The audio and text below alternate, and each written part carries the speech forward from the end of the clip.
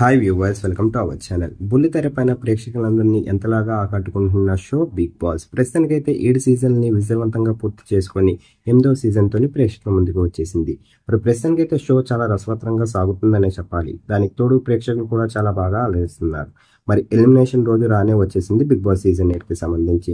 మరి ప్రస్తుతానికైతే పక్క కనిపిస్తున్న ఓటింగ్ లిస్ట్ చూసుకున్నట్లయితే మాత్రం విష్ణుప్రియ గారు 23, మనీ 17% తోని, ప్రేరణ 10% తోని, అలాగే నైనిక 10% తోని, పృథ్వీ 10% తోని, సీత 9% తోని, యష్మి 9% తోని, అభయ 8% తోని ఉన్నారు.